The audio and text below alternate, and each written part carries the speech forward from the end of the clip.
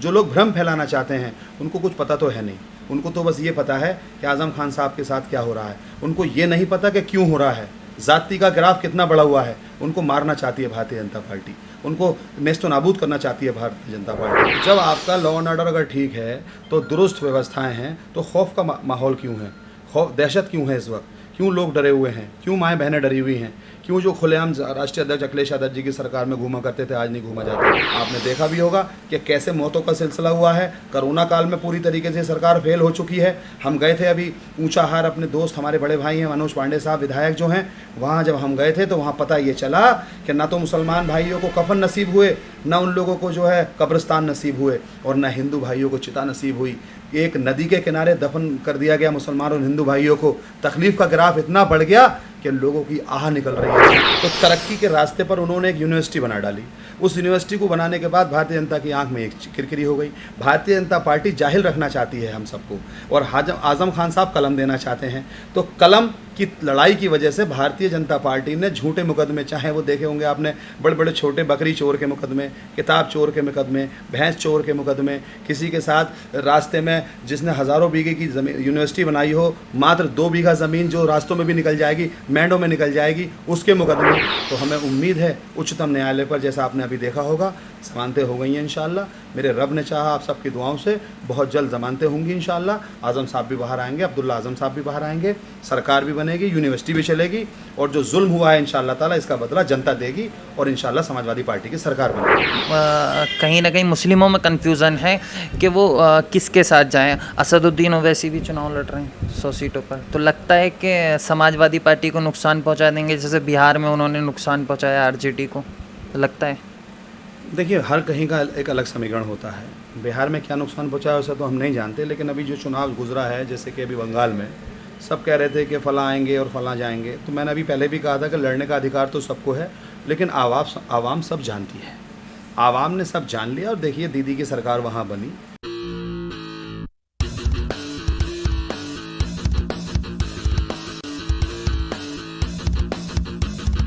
नमस्कार, आदाब, आप देख रहे हैं द हल्लवो।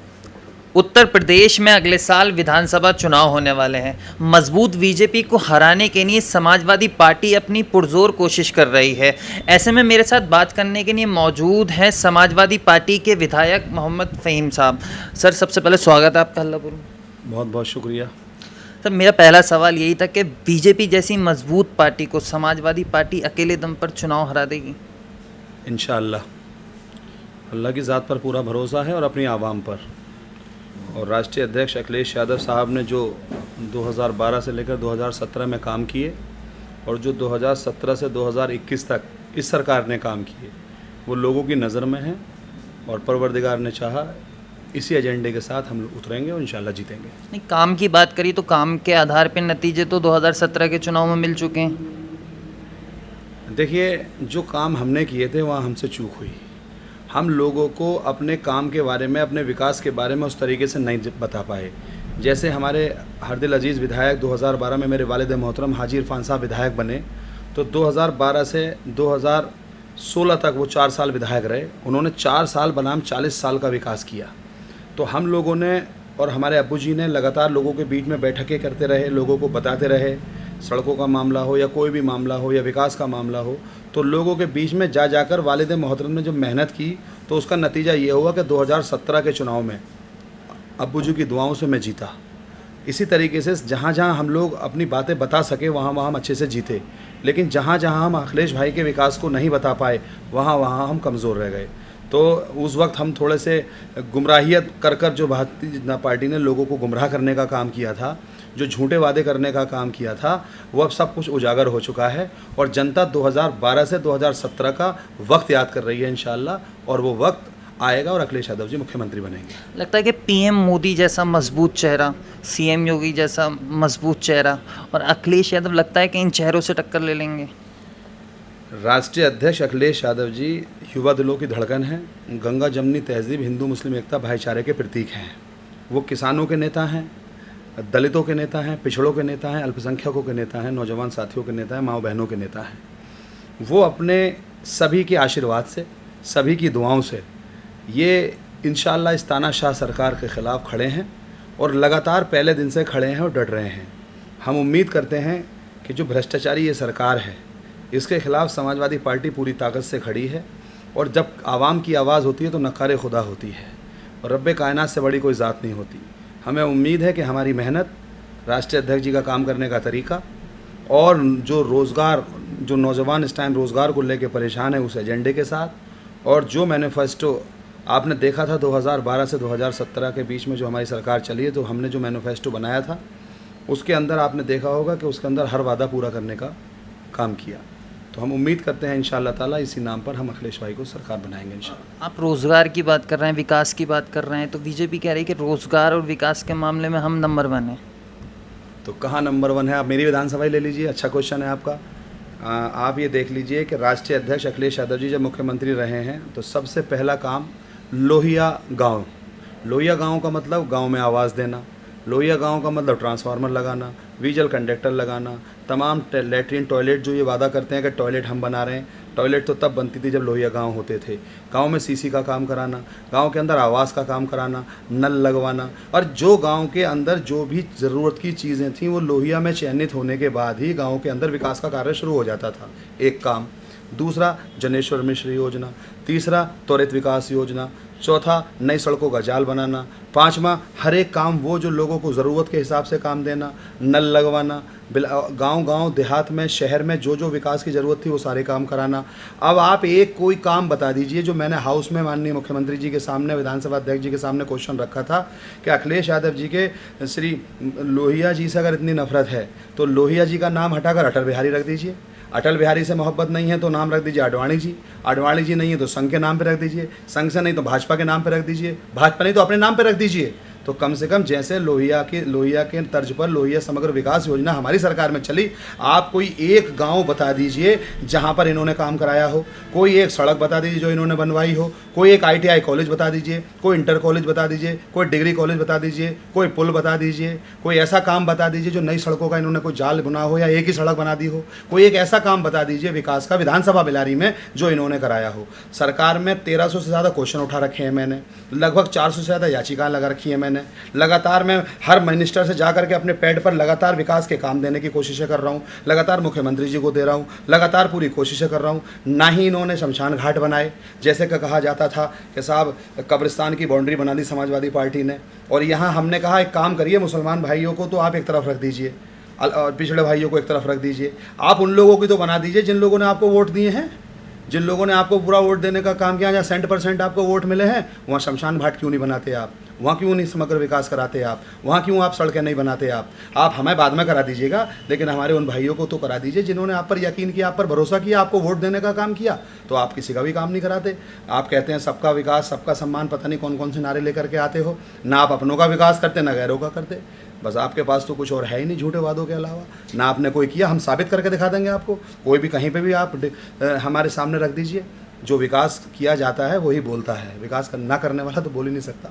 लेकिन वो कह रहे हैं कि लॉ एंड ऑर्डर जो है वो बहुत मजबूत हुआ है, क्योंकि समाजवादी पार्टी की सरकार में कहीं ना कहीं कहा जाता है कि गुंडा राज आ जाता है, लेकिन बीजेपी की सरकार में लॉ एंड ऑर्डर बहुत मजबूत हुआ। लॉ एंड ऑर्डर अगर मजबूत होता तो जिस तरीके से कांड हुए हैं आपने देखा होगा, हाथरस हो या चाहे जितने मामले में गिनाना शुरू करूँगा तो सुबह से शाम हो जाएगी। आप देखिए भय का माहौल है, औरतें लड़कियाँ डरी हुई हैं, कत्लेआम इस तरीके से हुए हैं कि अंदाज़ा नहीं किया जा सकता। लड़की की मौत होने के बाद उसके माँ बाप को उसकी डेड बॉडी नहीं दी जाती। रात के 2 बजे, चाहे हिंदू मैथोलॉजी हो या मुस्लिम हो, कभी भी रात के वक्त में कभी कोई चिता नहीं जलाई जाती, रात को कोई दफन नहीं किया जाता। रात के 2-2 बजे, 2:30 बजे पेट्रोल डालकर, मिट्टी का तेल डालकर आप जो है चिता को आग लगाने का काम कर रहे हैं। तो जब आपका लॉ एंड ऑर्डर अगर ठीक है, तो दुरुस्त व्यवस्थाएँ हैं, तो खौफ का माहौल क्यों है? खौफ, दहशत क्यों है इस वक्त? क्यों लोग डरे हुए हैं? क्यों माएँ बहनें डरी हुई हैं? क्यों जो खुलेआम राष्ट्रीय अध्यक्ष अखिलेश यादव जी की सरकार में घूमा करते थे आज नहीं घूमा जाता?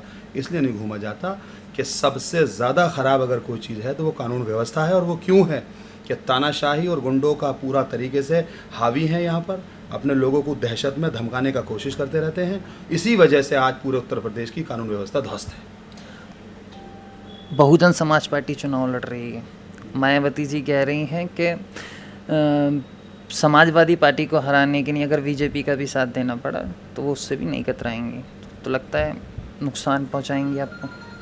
देखिए ये डेमोक्रेसी है, सबको लड़ने का अधिकार है। नुकसान फ़ायदा सोचकर तो मैं समझता हूँ, ये मेरी नॉलेज में तो नहीं है, लेकिन अगर वो लड़ेंगी तो स्वागत है। जनता फैसला करेगी और कर चुकी है जनता। जो चाहे लड़े इलेक्शन, उसके लिए किसी को रोका नहीं जा सकता। कोई किसी को नुकसान पहुँचाए या फ़ायदा पहुँचाए, उसका फैसला कोई पार्टी नहीं करती, आवाम करती है। और इंशाल्लाह आवाम समाजवादी पार्टी अखिलेश यादव जी के साथ है। अच्छा, अखिलेश यादव जी के साथ है। एक सवाल मेरा ये था कि आज़म खान को लेकर भी मुस्लिमों में एक धारणा बनी हुई है। मैं लगातार लोगों के बीच भी जा रहा हूँ, मैं मुस्लिम वोटरों से बात कर रहा हूँ, तो कि जो पार्टी आज़म खान के साथ नहीं खड़ी है तो वो मुसलमानों का साथ क्या देगी इस तरीके, क्योंकि आज़म खान के आप सबसे करीबी लोगों में हैं, तो आपको लगता है कि समाजवादी पार्टी आज़म खान साहब के साथ नहीं खड़ी है? माननीय आज़म खान साहब समाजवादी पार्टी के स्तंभ हैं। आज़म खान साहब फाउंडर पर्सन है, राष्ट्रीय महासचिव हैं, कई बार के विधायक और मौजूदा सांसद हैं। माननीय सांसद आज़म खान साहब के लिए पहले दिन से समाजवादी पार्टी पूरी तरीके से खड़ी है। माननीय राष्ट्रीय अध्यक्ष जी लगातार आज़म खान साहब के लिए आवाज़ उठाते रहे हैं, क्योंकि ये नाकामी है भारतीय जनता पार्टी की। उनके ऊपर जो 100 से ज़्यादा मुकदमे लगाए गए वो सबको मालूम है। वो पूरी तरीके से बदले की भावना के साथ इसलिए काम किया गया। सच्चाई जो है वो ये है कि उन्होंने एक ऐसा इदारा बनाया जिसमें हिंदू मुस्लिम लड़के बच्चे बच्चियां आगे बढ़ें, IAS IPS बने, कलेक्टर इंजीनियर बने, डॉक्टर बने, ब्यूरोक्रेट्स बने, और आगे जा कर के चाहें कि आपका जैसे मास कम्युनिकेशन करके अच्छे खासे रिपोर्टर बने या बहुत ऊंचाइयों तक जाएं। तो उन्होंने एक नेक काम कर दिया जिससे ये हम लोगों के अंदर बेदारी आए और हम आगे बढ़ें, क्योंकि शिक्षा के स्तर से ही तरक्की का रास्ता निकलता है। और आज़म खान साहब का पहले दिन से ये कहना है कि तरक्की तब की जाएगी जब शिक्षा का स्तर बढ़ेगा। तो तरक्की के रास्ते पर उन्होंने एक यूनिवर्सिटी बना डाली। उस यूनिवर्सिटी को बनाने के बाद भारतीय जनता की आंख में एक किरकिरी हो गई। भारतीय जनता पार्टी जाहिल रखना चाहती है हम सबको, और आज़म खान साहब कलम देना चाहते हैं। तो कलम की लड़ाई की वजह से भारतीय जनता पार्टी ने झूठे मुकदमे, चाहे वो देखे होंगे आपने बड़े बड़े छोटे बकरी चोर के मुकदमे, किताब चोर के मुकदमे, भैंस चोर के मुकदमे, किसी के साथ रास्ते में जिसने हज़ारों बीघे की ज़मीन यूनिवर्सिटी बनाई हो, मात्र 2 बीघा ज़मीन जो रास्तों में भी निकल जाएगी, मैंडों में निकल जाएगी, उसके मुकदमे, कस्टोडियन, अजीबोगरीब मुकदमे लगाने के बाद उन्हें जेल में डालने का काम किया गया है। आपने देखा होगा कि लगातार उनकी अहलिया, जो कि इतनी नेक हैं कि जो प्रोफेसर रही हैं, जब 60 साल तक की उन्होंने नौकरी की थी तब तो वो प्रोफेसर थी, बहुत नेक थी, सच्ची थी। जब वो राज्यसभा की सदस्य बन गई तो उनके अंदर सारी कमियां हो गई। एक ऐसी औरत जिन्होंने देश की सेवा की, जिन्होंने मुसलसल लोगों को शिक्षा का स्तर बढ़ाया, उनके अंदर कोई कमी नहीं थी। इलेक्शन लड़ने के बाद सारी कमियां उनके अंदर हो गई। एक ऐसी वृद्ध महिला को जेल में डाल दिया। ये सब लोग देख रहे हैं। तब भी समाजवादी पार्टी ने पूरी ताकत से खड़े होकर राष्ट्रीय अध्यक्ष जी अखिलेश यादव साहब ने तमाम तरीके का आंदोलन किया, क्योंकि कोरोना काल था। कोरोना काल में उस तरीके से एहतजाज नहीं हो पाया। आपने देखा होगा किस कदर मौतों का सिलसिला चला है। कोरोना काल में हम लोगों ने किस तरीके से सोशल डिस्टेंसिंग का भी ख्याल रखा है, मौत का सिलसिला कितना चला है। तो एहतजाज का तरीका ओपनली, क्योंकि जिस तरीके से गाइडलाइन थी हम लोगों ने किया, लगातार राष्ट्रीय अध्यक्ष जी ने किया। अभी आपने देखा होगा जैसे आज़म खान साहब बीमार हुए थे, तो बीमारी के वक्त में आज़म खान साहब के साथ पूरी तरीके से राष्ट्रीय अध्यक्ष जी खड़े रहे। मेदांता हॉस्पिटल में एडमिट कराने से लेकर के लगातार, क्योंकि गाइडलाइन कोविड गाइडलाइन भी रही हैं और जेल की भी गाइडलाइन रही हैं, उनका पालन करते हुए पूरी तरीके से उनको जिस कदर हो सका पूरी तरीके से राष्ट्रीय अध्यक्ष जी ने मदद करने की भी कोशिश की। और आपने देखा होगा कि किस तरीके से इस जालिम सरकार ने, जब एक बीमार आदमी जो 2 महीने से ज़्यादा कोरोना से पोस्ट कोविड से चलते हुए लड़ाई लड़ रहे हैं, उनका पूरा का पूरा सीने में प्रॉब्लम है, उनका बुखार नहीं उतरा है, खांसी नहीं ख़राब हुई है, और अचानक से उन्हें 2 महीने रख कर हॉस्पिटल में, जो कि AC में रखा, और फिर अचानक से काल कोठरी में डाल दिया। तो सोचिए आम आदमी इंसान अधमरा हो जाएगा। जो बीमार आदमी उसे तो मारने के लिए डाल दिया। तब भी अखिलेश यादव साहब ने पूरी तरीके से साइकिल चलाकर, आपने देखा होगा जो कि अखिलेश यादव साहब ने यूनिवर्सिटी के लिए और आज़म खान साहब के लिए खुद साइकिल चलाई थी 11 किलोमीटर, और मैंने खुद ने रामपुर से लेकर लखनऊ तक लगभग 350 किलोमीटर साइकिल चलाकर आंदोलन को उठाने का काम किया था। आज़म खान साहब की रिहाई के लिए आवाज़ उठाने का काम किया था। यूनिवर्सिटी को बचाने के लिए तमाम समाजवादी लोग साइकिल पर उतरे थे, और हम लोग लखनऊ तक की यात्रा कर कर अखिलेश यादव साहब के साथ मिलकर, शाना बशाना मिलकर आज़म खान साहब के साथ कल भी खड़े थे, आज भी खड़े हैं और कल को भी खड़े हैं। जो लोग भ्रम फैलाना चाहते हैं उनको कुछ पता तो है नहीं। उनको तो बस ये पता है कि आज़म खान साहब के साथ क्या हो रहा है। उनको ये नहीं पता कि क्यों हो रहा है, जाति का ग्राफ कितना बड़ा हुआ है। उनको मारना चाहती है भारतीय जनता पार्टी, उनको नेस्तो नाबूद करना चाहती है भारतीय जनता पार्टी। लेकिन मैंने कल अभी फिर पहले भी कहा था, अल्लाह ताला की ज़ात इंशाअल्लाह ताला जिसके साथ होती है तो हमें उम्मीद है उच्चतम न्यायालय पर, जैसा आपने अभी देखा होगा, ज़मानतें हो गई हैं इंशाअल्लाह। मेरे रब ने चाहा आप सबकी दुआओं से बहुत जल्द ज़मानतें होंगी इंशाअल्लाह। आज़म साहब भी बाहर आएंगे, अब्दुल्ला आज़म साहब भी बाहर आएंगे, सरकार भी बनेगी, यूनिवर्सिटी भी चलेगी, और जो जुल्म हुआ है इंशाअल्लाह ताला इसका बदला जनता देगी, और इंशाअल्लाह समाजवादी पार्टी की सरकार बनेगी। अच्छा, मुस्लिमों को लेकर उत्तर प्रदेश में एक कहीं ना कहीं मुस्लिमों में कन्फ्यूज़न है कि वो किसके साथ जाएं। असदुद्दीन ओवैसी भी चुनाव लड़ रहे हैं 100 सीटों पर, तो लगता है कि समाजवादी पार्टी को नुकसान पहुंचा देंगे, जैसे बिहार में उन्होंने नुकसान पहुंचाया आरजेडी को, तो लगता है।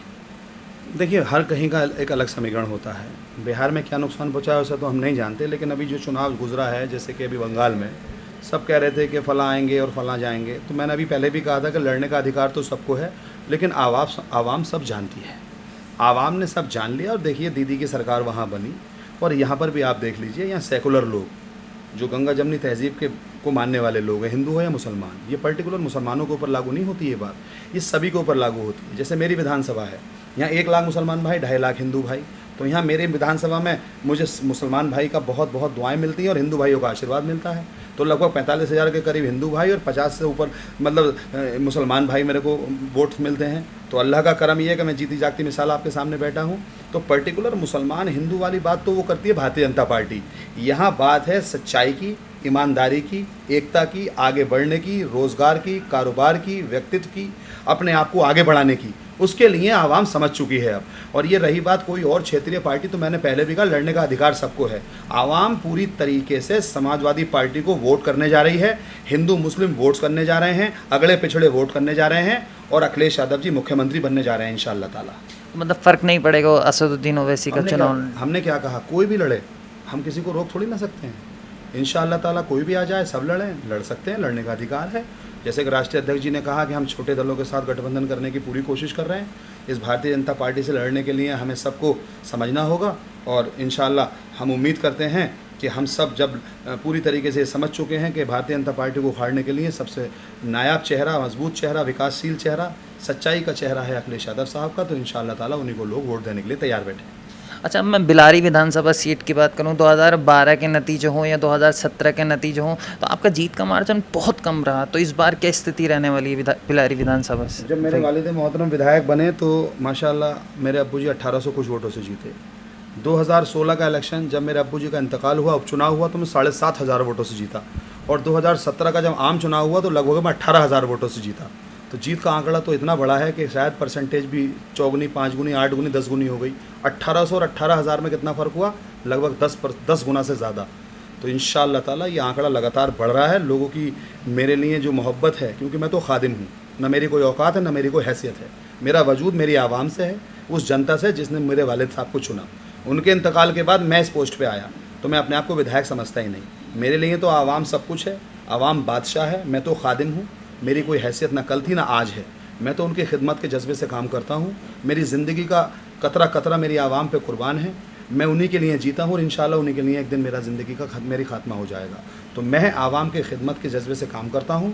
मुझे उम्मीद है कि जनता मुझे चुनेगी इंशाल्लाह। मेरे वालिद मोहतरम के जो ख्वाब हैं उनको मैं इस बार पूरा करूँगा, क्योंकि विपक्ष में रहने के बाद मैंने जो कर सकता था वो किया, और सरकार बन जाएगी तो इंशाअल्लाह ताला वो सारे वादे और वो सारे काम जो अभी अधूरे रह गए हैं इंशाअल्लाह बिलारी को आदर्श विधानसभा बनाने के, मैं उसे पूरा करूँगा। मेरा मकसद मेरी विधानसभा को चमन बनाना है, मेरा मकसद बिलारी विधानसभा को आदर्श बनाना है, और मेरा मकसद ये है कि बिलारी विधानसभा का कोई भी बाशिंदा अगर कहीं बाहर जाए तो वो फ़ख्र से कहे कि मैं बिलारी का बाशिंदा हूँ, बिलारी का रहने वाला हूँ। ये सोच है मेरी।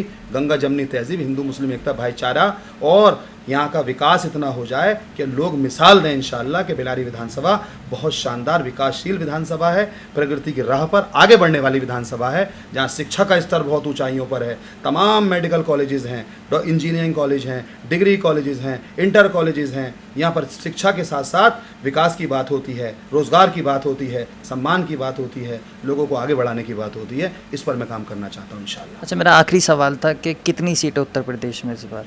400 मतलब 400 अखिलेश जी कह रहे हैं, एक तरीके से लगता है कि मतलब ये बहुत सीरियस बात कह रहे हैं। देखिए, राष्ट्रीय अध्यक्ष जी अखिलेश यादव साहब पूरे उत्तर प्रदेश की राजनीति करते हैं।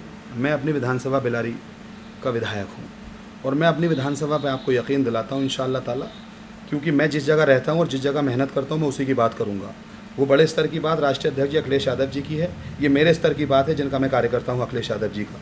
जब मेरी विधानसभा में इस वक्त लहर है और यहाँ पर आंधी है इंशाअल्लाह अखिलेश यादव साहब की, तो जब मैं एक विधायक की हैसियत से आपको यकीन दिलाता हूँ कि जहाँ पर 1 लाख से ज़्यादा मुसलमान भाई और 2.5 लाख से ज़्यादा हिंदू भाई, जहाँ पर एक तरफा समाजवादी पार्टी की आंधी के हालात बन रहे हैं, तो मैं तो ये उम्मीद करता हूँ इंशाअल्लाह कि जब मेरी विधानसभा में आंधी चल रही है तो संभल ज़िला हो या कि मुरादाबाद ज़िला हो या कि रामपुर ज़िला हो या कि पश्चिम हो या कि पूरब हो, आपने देखा भी होगा कि कैसे मौतों का सिलसिला हुआ है। कोरोना काल में पूरी तरीके से सरकार फेल हो चुकी है। हम गए थे अभी ऊंचाहार, अपने दोस्त हमारे बड़े भाई हैं मनोज पांडे साहब विधायक जो हैं, वहाँ जब हम गए थे तो वहाँ पता ये चला कि ना तो मुसलमान भाइयों को कफन नसीब हुए, ना उन लोगों को जो है कब्रिस्तान नसीब हुए, और ना हिंदू भाइयों को चिता नसीब हुई। एक नदी के किनारे दफन कर दिया गया मुसलमान और हिंदू भाइयों को। तकलीफ़ का ग्राफ इतना बढ़ गया कि लोगों की आह निकल रही है इस टाइम।